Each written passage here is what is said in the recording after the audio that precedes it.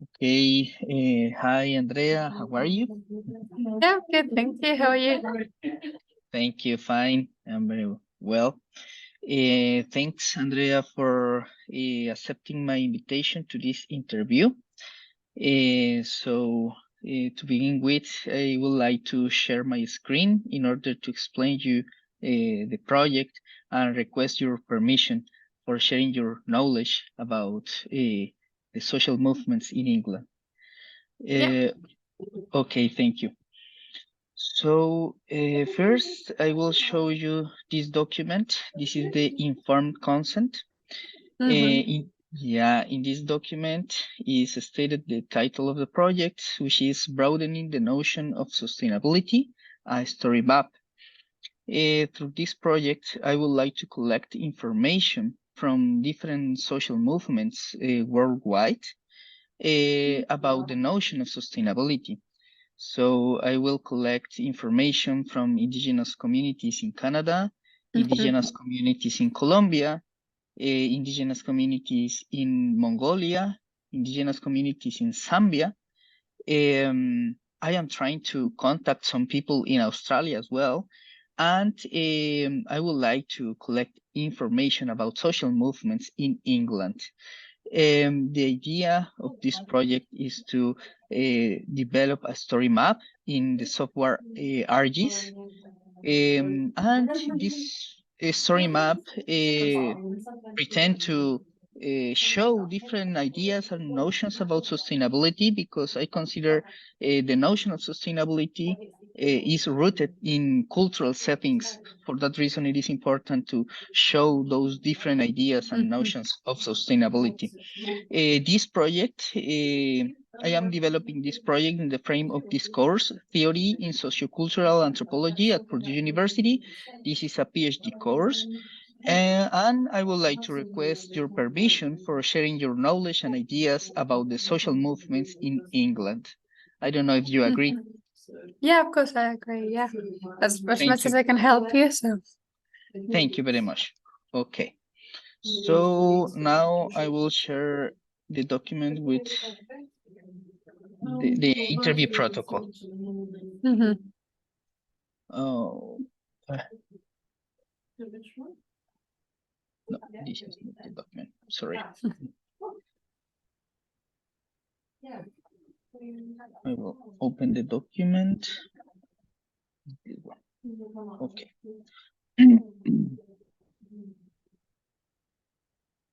Yes. Okay. First, I think we can begin with the interview with some general background information about the interviewee. So may you share with us your name, your profession, and main activities, please?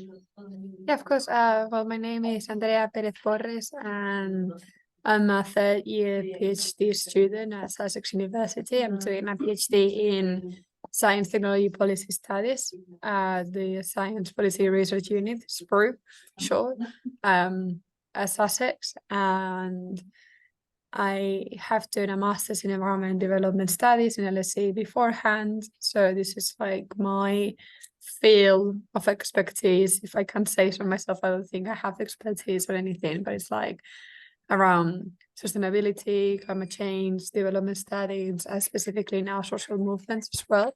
But that's what I am focusing my PhD on like the different narratives and discourses of social movements around innovation and technology specifically. And yeah, so that's like a brief summary. I don't know if you want me to go more depth or if that's okay. Thank you. It's perfect. Okay, so maybe you can share with us some general information about your community or about the community you have interacted with, please. Yeah, so I started focusing first on three different like case studies that I had for my research. One of them was Transitions Towns, which is grassroots innovation network of local initiatives spread all across the UK, but also spread worldwide in like Europe and other countries. But it started in the UK.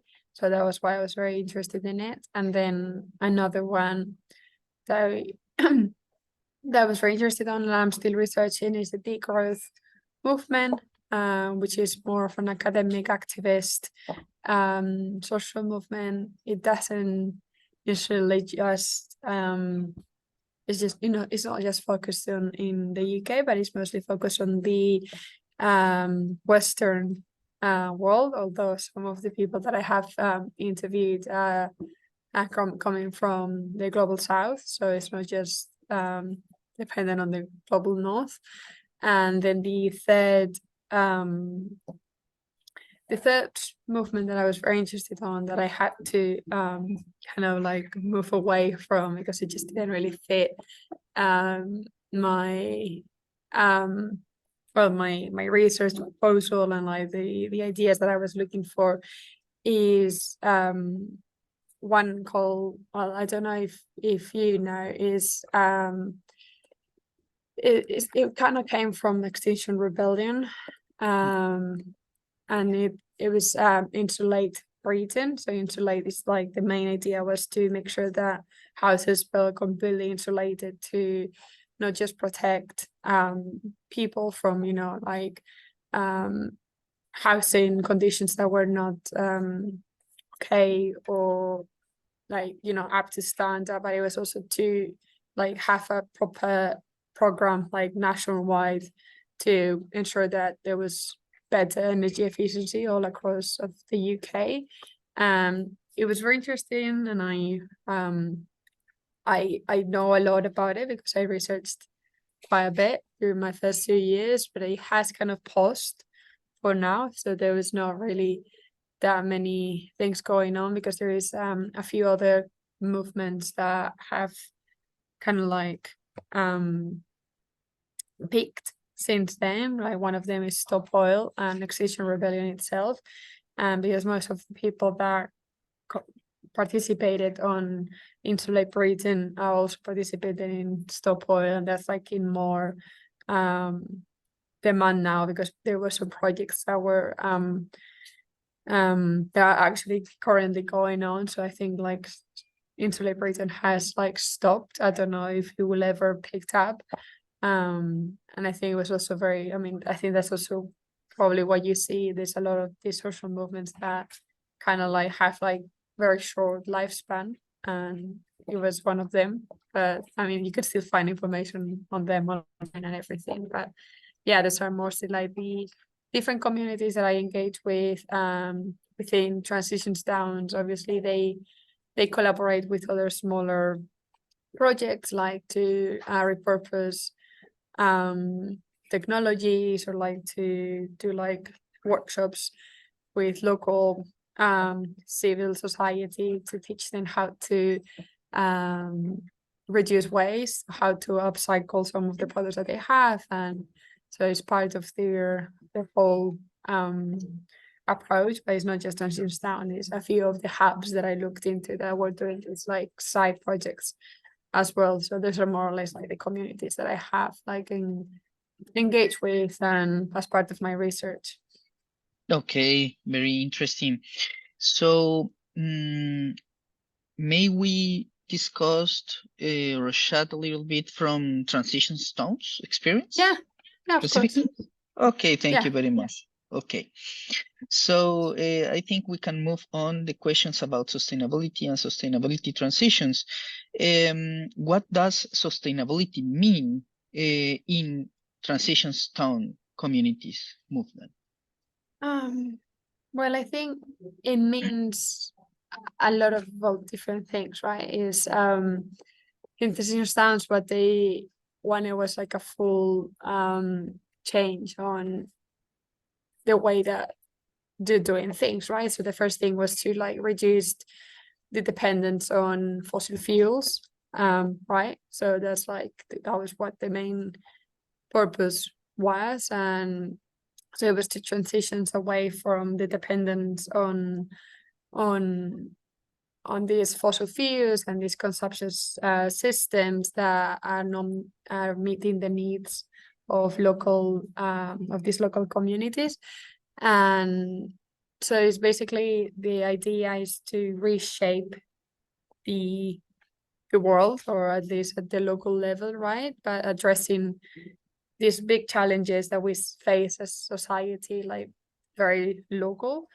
And I think it does not just mean for them to like being sustainable is not just about energy efficiency. It's also about sustainability in regards of how to treat their environment, how to treat each other, the community building, these specific values that are intrinsic to what Transitions Town is.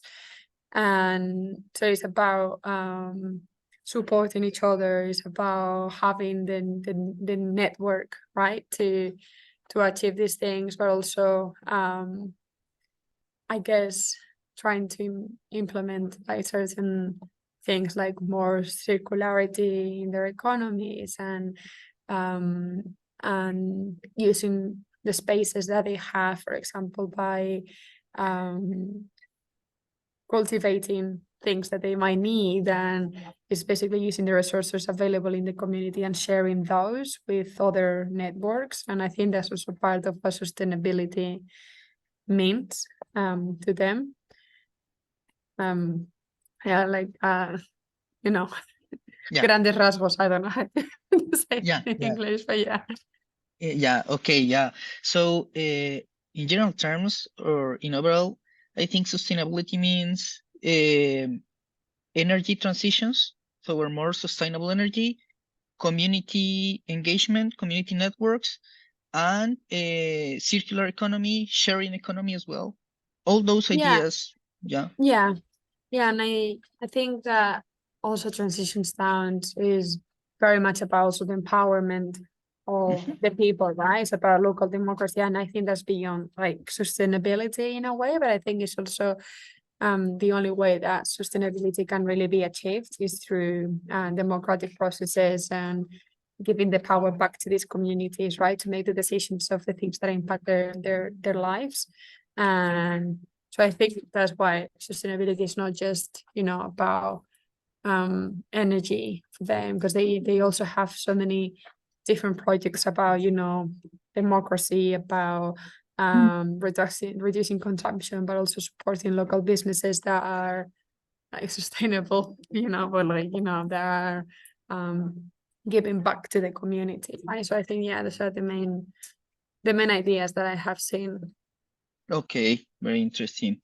Does the community or the movement have or use the concept of sustainability, or do they use other concepts and notions in order to refer the same phenomenon?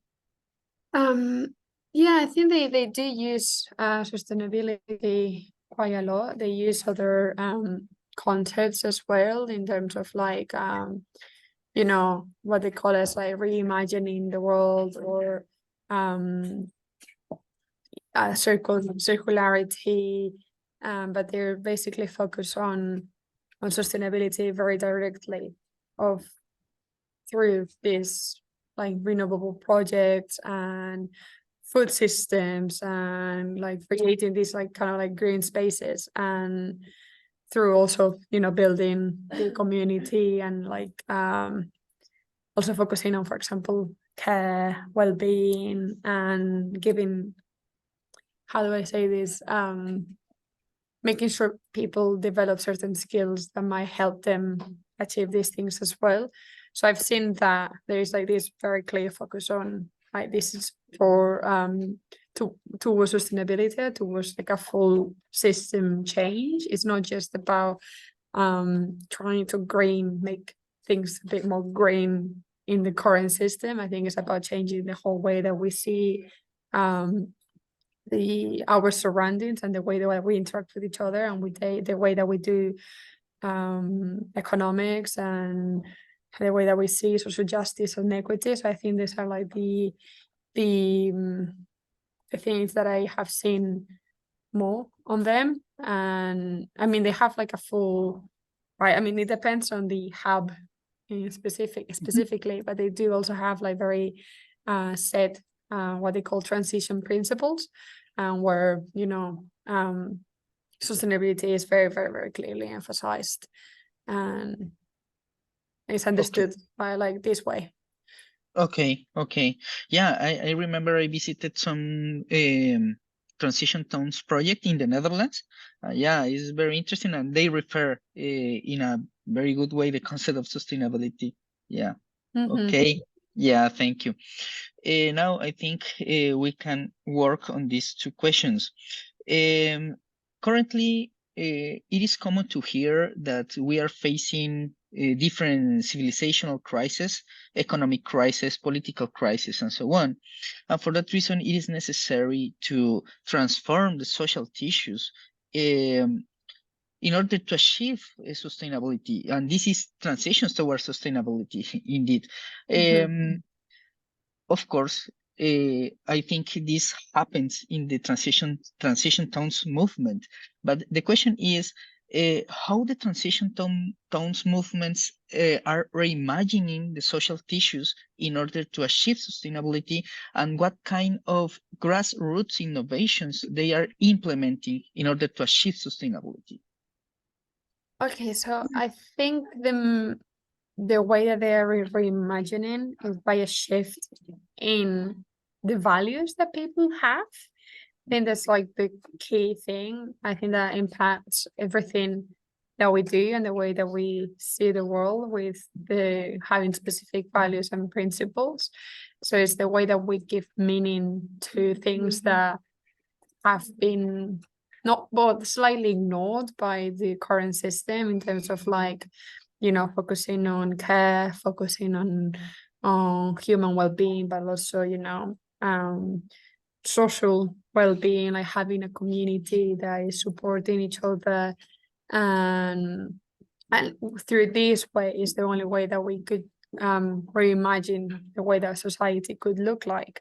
It's very hard to think about how it could look like in an alternative system if we not tackle the things that we actually value around us, right? So it's about shifting, like the way that we consume things and the way that we attach our worth to like the things that we have, to instead of putting the value on, the things that we do with each other, and having this full community and like taking care of each other, this not just like humans, but also, like the space and non-human things.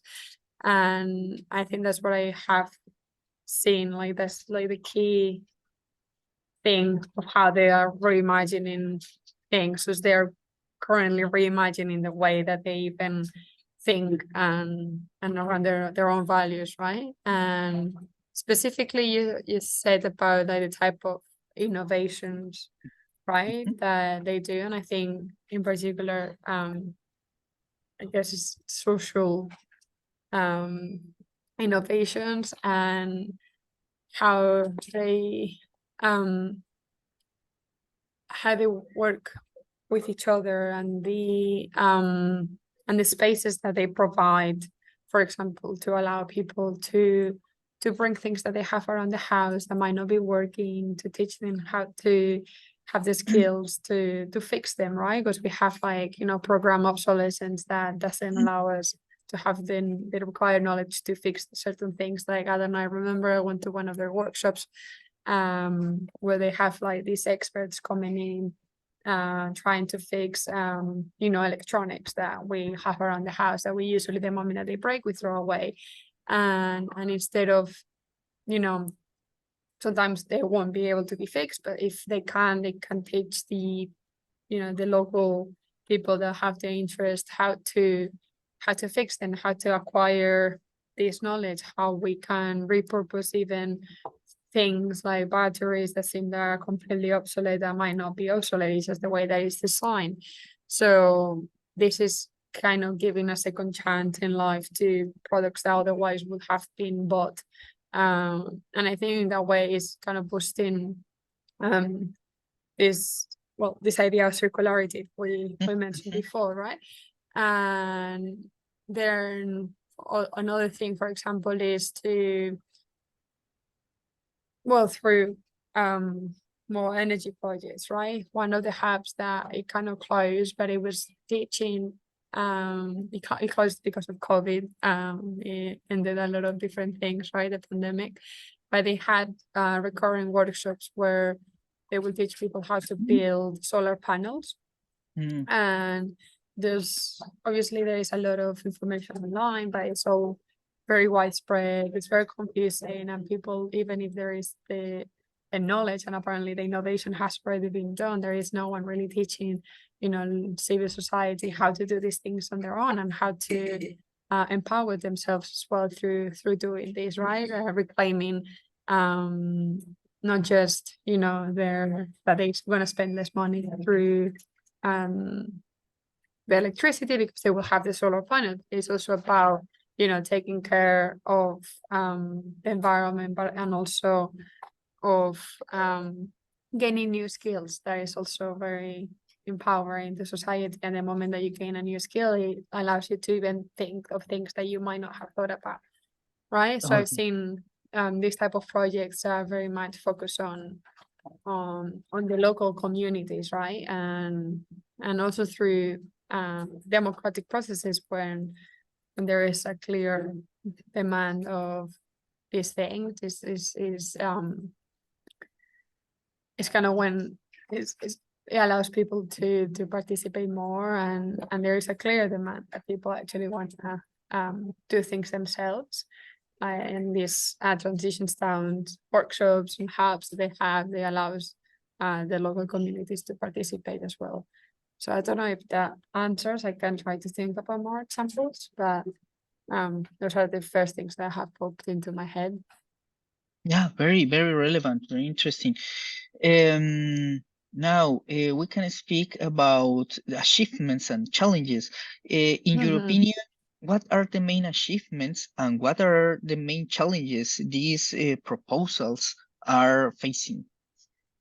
Well, I think the main achievements are quite clear, right? You see how widespread it is. It has reached thousands of different cities, and anyone really can open a new transition hub if they have like the support of the community, right? So I think that's quite a big thing because it has not just stayed within the UK, it has spread to other countries and other cities, and even within one city, like for example in London, there is a lot of different hubs, but this obviously comes with certain challenges. I think that having obviously the mental capacity and the time needed to Mm. participate in things like that forces only a certain type of people to collaborate with transition towns. Like I think that it's harder for working class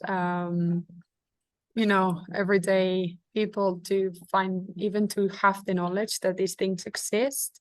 And even if they know that they exist, they might just not even have the time to participate. They have multiple jobs, or they don't have the resources to even like think that they have anything back to give because they might not be experts on anything, right? So these transition hubs, they do rely on a lot of expertise. It usually comes with people that have been able to access certain jobs or have certain university degrees, right?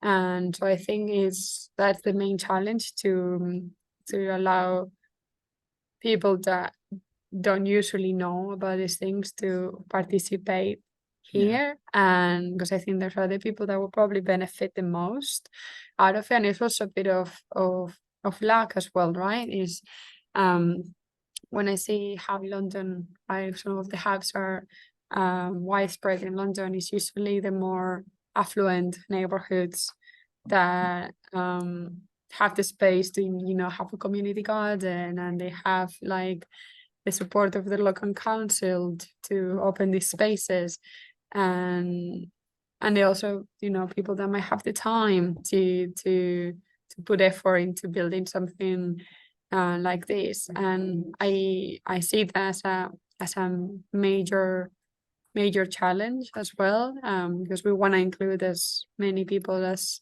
as possible, right? But it's quite hard for a lot of people to access this, or even think about this if they don't live near some, like, a hub, or they don't live near a transition town and that is recognized. And I think as well, it's harder, as for any social movement in general, to stay, it's easy to have like the momentum, right, when they rise and there's a lot of excitement and it's like spreads, right, because transition stance is quite an old movement, right, and in a way, and we don't really see them lasting more than a few years, and it has already lasted more than a decade. But it is true that is people move away, people change paths, things happen, and I think that's the problem of the way that the system it is, that transitions down is within a system that is trying to change, and that is having all these pressures coming in of, of the capitalist consumerism, pressures of, that if you want to have meetings, you will have to be able to have a space to meet and to rent or to do these workshops. From when things are getting more and more and more expensive, how could even the everyday person afford to rent a place to have this, or to have this space, right? It's a bit of lack, or someone that has the resources to do this, or you don't. And so I think that's why, I mean, for any grassroots movement, it's really hard because you're within the system that you're trying to change, and you're just a very, very small niche on a massive landscape that is throwing all of these things at you. So I think that's what I've seen, but I still think that is, even if they fail, that doesn't mean that something can. I don't believe in the world failing as a social movement, because it can transform into something else, and even if transitions down, decline slightly, it might pick up somewhere else new, and these ideas and values are still passed on. They don't evaporate just because they're not as active. And I see that as a really big achievement as well. So I think, that kind of answers what. Yeah, and what about children within these challenges? Because I asked to Dutch people in those projects I visited if the project arrives to children as well, because I consider that children are very relevant people in order to transform the mindset. Because of course, if we want to transform values, of course, we need to convey the project to children. Do you consider transition towns are working with children as well? I think they do in a way, because I think there's a lot of families involved, but I don't think there is specific, at least I haven't seen specific projects just towards children. But for example, on the workshop that I attended, when they had like these experts fixing and teaching people how to do things, like the parents will bring their children there, and some of the things that they brought were toys. So I assume that they will have conversations with their kids about why it's important to reuse things and to recycle and to repurpose them and to fix them. But I guess it's quite hard in general, as a lot of the spaces that we use are very adult based, and especially I feel like for transitions down, a lot of the people that participate, like long term, or they might be retired, and that's why they have more time. And so I don't really have seen, and I think that's a really good point of having, I don't know, educational workshops, or like going around schools talking about these things. And they probably did happen more back like a few years ago, but I think with the pandemic, everything has kind of stalled in that way. There is not that many things where you mix a lot of people from different ages anymore. Maybe they're picking up now, but in the last 3 years it has been, like trying to prevent elderly to contact very young people, and or having a lot of people in the same room. So I think in that way probably it's made it harder. But yeah, I think it's a really good point. Yeah, that I Yeah. haven't really thought about. So that says a lot. I think it is hard, right, to think about like children's opinions and values and how they will impact future generations. But Yeah. we usually not just focus on the people that you can get consent from and for these things, right? So you just interview the adults and don't know about what if children are involved or not. So yeah. But yeah. Okay, very interesting. So I think we can move on the final questions. These are questions about general issues related to sustainability and sustainability transitions. First, have the community, that is to say, transition towns, define some social or communitarian roles and or institutions in order to achieve sustainable social fabrics? Yeah, I think they do, because they have like a certain, set of kind of principles that I guess they act as rules, right? It's kind of like trying to find like the balance between like, creating this resilience towards reducing fossil fuels, but also promoting inclusivity and social justice and focusing on personal development as well and community building. So I think those are like the rules that they have, but it's also like it's quite an open community in the sense that they allow people to experiment and do new things. And so as they say, it's like a global social experiment in a way, because it's a learning network, right? So they can draw on each other's experiences, but they can also build up on new things. And I think they have to there is like a certain guide that they have to obey by, like the moment to be called part of the Transitions Town network. They have to kind of like apply to it. There's like this transition town guide with like all of the guidelines of how to do a transition, and it's like in a lot of different languages, or it allows people that just don't speak English to participate, and it's how you can start it anywhere really. Like if you want to do a network on your street, and it like states like all these principles, but also states like why a transition town is important and how to collaborate with others and how to develop these projects. And yeah, so I think that there's quite a few rules in a way, but I wouldn't call them rules. I would just call them principles. So, because in order to be called a transition town, you have to abide by these values and ideas, right? And yeah, so I think, but there's quite a lot of information on their guide as well to be Oh, able to link with each other as well. okay, okay. And do you consider that people accomplish or follow those principles, or do they transform them and play with them in order to pursue their own interests as well? I think they do abide to at least to these key principles, in the sense that the values around social justice and community well-being and social well-being, and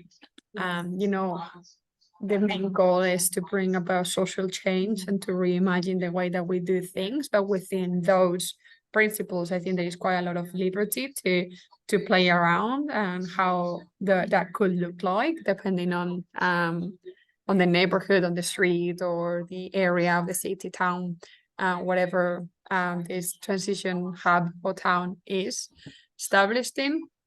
And I've seen a lot of people, well, at least some of the people that, for example, I interviewed, that also collaborate with other movements, with other projects, that might have other ideas that go beyond what Transitions Town is, in the sense of, for example, even though I interviewed the growth completely separate, some of them did bring up the growth ideas, right, of the growing the economy, and this is not something that is per se established on the transition network guides that they have, but it's still within those boundaries of how good this alternative economic, social, and political system could look like. One of the options, it could be like, might be degrowth, or it might be buen vivir, and I think those are the ideas that people within the movement are playing with, right? And I guess there's probably some people that consider themselves more of a Marxist view, but they're still abiding by the principles of taking care of each other, of reducing the economy. And I think that's why there is a big overlap between a lot of these movements, and that's why my research is I'm interested on them, because there is a lot of similar discourses and narratives, right? And then you can change slightly how you could do these things, but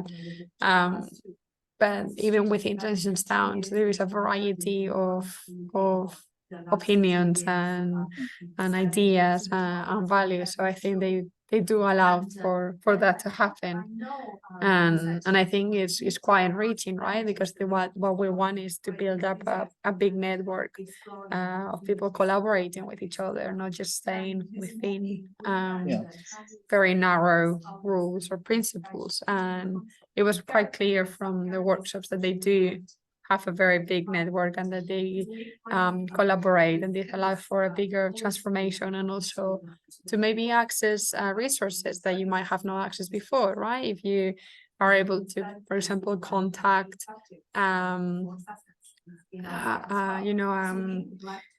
a cooperative that does a lot of energy projects, and they might be able to help you out on how to establish things in your locality that you otherwise wouldn't have acquired if you weren't part of a specific network. So I've seen it benefiting them quite a lot, but they don't really have to all be the same way. So yeah. Okay, very, very interesting. Yeah, of course, people share ideas from their different experiences and knowledge, and yeah, okay. What is the role of women in these attempts to achieve sustainability within Transition Towns movement? Well, I think it's quite a vital one, at least from what I saw on the workshops, at least in the hubs that I was interested on. Most of the leading board, the people that were the organizers, were women, and I think it's quite a key thing. I think it plays on other ideas, right? For example, around ecofeminism, or bringing I feel like, for example, capitalism is very based on specific values that are associated with a specific type, for example, of masculinity, of like competition and superiority, and I think women, not because necessarily women have to portray these values, but there are values that have been associated with femininity, in the sense of care, well-being and respect of each other, and doing work collaboratively. And I think that is absolutely key in bringing the change that we want, of changing that the values that don't have to be completely patriarchal, that there could be other values as well. And I think it is vital, the more women that there are in these projects. And within Transitions Town, they were yeah, they were key. They were key organizers. They were key experts. There were a few of it was just not the men, right, doing the the fixing and whatever. There were a few women as well that were engineers and they were part of the community and were teaching each other. And so I yeah, that's what I have seen. And then that's what I think that it should be the role of women. Okay, very good. What is the role of non-human beings in these attempts to achieve sustainability? Animals, plants, rivers, mountains, and so on. Well, I think is vital, right? I think like having green spaces around you allows um for people to get in touch with something that has been not ruined, but pushed aside by a capitalist economic system.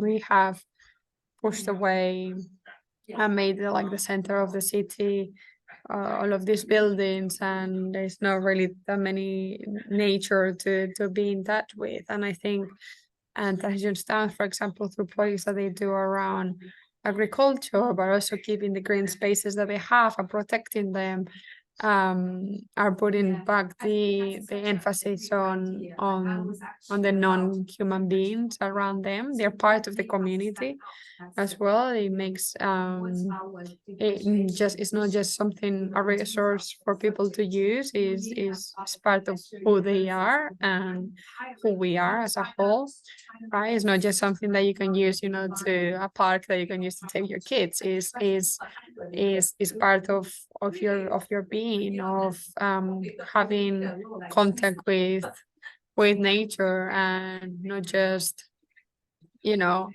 making nature yours. You are there because nature was there first as well. And so I have seen there's a lot of emphasis on this as well. And I think if I remember correctly, there is some stuff on on imagining the futures and how that they include this on their website and everything. I haven't seen that much firsthand on around this, but it is what I have seen on on on their guides and principles that they have. It's about um fostering this compassion, right? And towards each other, and that includes the non-human being as well. So yeah, so that's kind of what I've seen so far. Okay, okay, yeah. And finally, what is the role of economic processes in these attempts to achieve sustainability? Does the economy help or block sustainability endeavors? I think for the most part it blocks.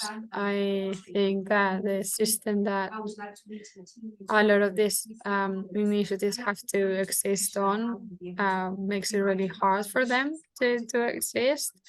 I think it's not on the interest on companies or entrepreneurs to have people fixing laptops or to have people fixing phones or even like a toothbrush, right? That instead of just buying a new one. And I don't think it's that restrictive in the sense that I think there's still quite a lot of, at least in the UK, spaces for people to do these things. But I think it's definitely harder and harder to achieve this the moment that it doesn't make a profit for someone else as well. And I think that has impacted as well what people can do. Like if you have a cooperative, but I don't know, you give money back to someone that is investing on you, is because they have an interest on making some profit out of a sustainable endeavor, right? But if that's just down, it's just doing something that is just going to benefit the local community. I mean, that could also mean that, in a way, I have also seen certain economic processes in the sense of having, local shops that have been benefited from transition towns, someone that establishes a restaurant that is um hiring local people and that is using seasonal produce and grown in the locality, and I think in that way it has helped support the movement. I see, I think one of the groups is a Facebook group where there is a lot of transition towns on Facebook, right? And there is a few local companies or local companies that are participating on transition towns, but they're usually non-for-profit, and they're giving back to the community whatever they make on surplus. But I think when I think about this question, I think more of like the economy as a whole, right? Like the whole Yeah. capitalist system, and I think that's it's impacting negatively generally towards achieving sustainability in specific communities. It makes it harder. Okay. Understand. Okay, Andrea, thank you very much for your information, your knowledge. I think we have covered up all the questions, and this information will be very valuable in order to complete my story map. Thank you very much. Oh, well, hopefully it helps. And if you have any question or clarification, it's hard to think of things on the spot, but if you have anything, just let me know and I can write it down for you as well, and you can include it. I'm happy to help more in the future if you need, or if something that I said was not clear enough as well. Just let me know. Thank you very much. And of course, once I have the final version of the story map, I will share with you that version in order to Thank share you. you Yeah, the that'd be great. ideas. Yeah. Okay. Yeah, thank you Thank you so very much, much. fun. Okay. Okay, well, I'll Yeah. leave you